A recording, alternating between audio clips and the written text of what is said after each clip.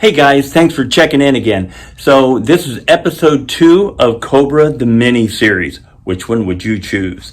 I said we're going to go through these alphabetically. E is for ERA. So ERA Replica cars, they make some really nice replica kits. They make pretty much everything but a GT40. They used to make a replica GT40. Looking on their website, they say they're not taking order for those anymore. But they do make a 427 SC, like what I'm building, the side pipes, roll bar, big block looking car. They also make a slab side, which was the original cars, the small block 289, 260 cars with the wire wheels. And they make an ERA, or the road race small block version of the competition cars.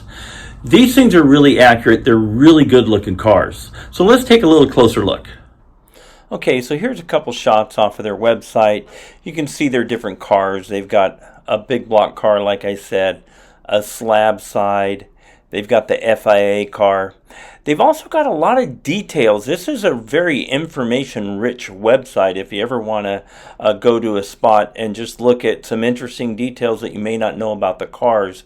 They painstakingly make these things accurate. So I want to tell you something was kind of one of my focuses or goals. I may be dreaming a little bit, but I was hoping that when my car's done, if you're looking at it, you'd have to look really close, or you'd have to open the hood to say, is this the real deal or not? You know, I want all the cues, the gauges, the wheels, tires to really look like something that would be on an original car. May not get there, but let me tell you what I saw happen with an ERA car. I was at Cars and Coffee in San Clemente, and I was there talking to a guy who had driven a car down from Hillbank, Irvine, the super performance car, and we're, talking Cobras, duh. And a car pulls up, and it turned out to be an ERA. And we both went over and looked at it. The guy got out of the car and just blended into the crowd. Must have been there to meet some friends or something. So we're looking, and we both are like, is this a CSX car? Because it was right on the money. There were none of those cues on it where you knew what brand replica it was. I mean, it was right on the money. Really good looking car. So anyway, to me, that's the ultimate compliment. I got an estimate from these guys, and it was more money than I wanted to spend, but I think still a pretty good value with no wheels, tires, paint, engine, trans. But with a Jag IRS, I want to say it was around $37,000.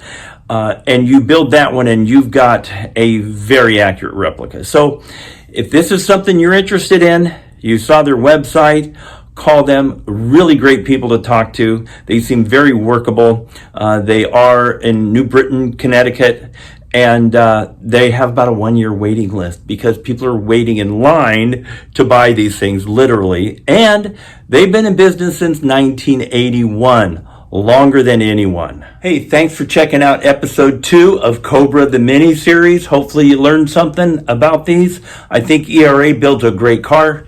When you go to shows and you see these Cobras, ask the guy whose kit it is. They're going to want to tell you. You may see stuff on that and say, this is the one I want. You may see stuff on that and says, I'm looking for the next one, right? But the more you learn about these, the more you'll see the one that really fits you. I've got the one I wanted to build. I hope you find the one you want to build. Thanks for watching. Stay safe out there. Hey, I keep trying to make these videos better. The acoustics in this hotel room are pretty good. Don't get a lot of echo. You guys have probably noticed it at home in my garage. I've tried some different things. I've gotten the acoustics a little better in there. They were pretty bad and echoey at first. I actually got a comment on one of my early videos that sounded like I was talking underwater. So I'm learning this stuff. I keep buying different microphones and things to work with. I bought a GoPro because I thought that would be nice to work with. People strap them onto their helmets for, when they're racing and they take them surfing, and thinking it's probably a pretty durable thing. When it works, it works. Mr. GoPro, the last 5 times this thing is locked up. It's basically useless to me at this point. Hopefully I'm going to get a hold of them and they're going to make that thing right. I'll keep you posted. Hey, thanks for watching.